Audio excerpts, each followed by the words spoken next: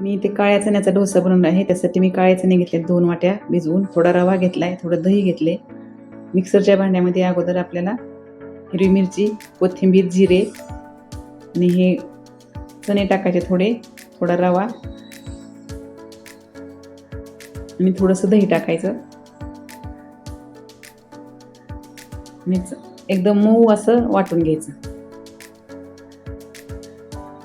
सगळंच अशा प्रकारे वाटून घ्यायचं. नंतर त्यामध्ये चवीनुसार मीठ टाकायचं. तव्याला तेल लावून थोडंसं गार पाणी त्यावर शिंपडायचं आणि कॉटनच्या कपड्याने तवा चांगला पुसून घ्यायचा. मस्त पातळ असा हा डोसा पसरून घ्यायचा.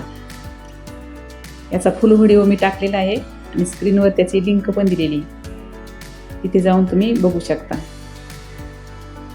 आता वरची बाजू सुकली की त्यावरती आपल्याला थोडंसं तेल टाकायचं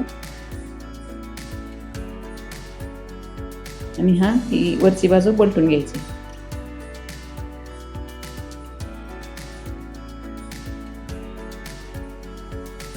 दोन्ही बाजूनी मस्त असा हा डोसा भाजून घ्यायचा. लहान मुलांना हरभरे आवडतच नाहीत, त्यासाठी हे डोसे करून खाऊ घाला.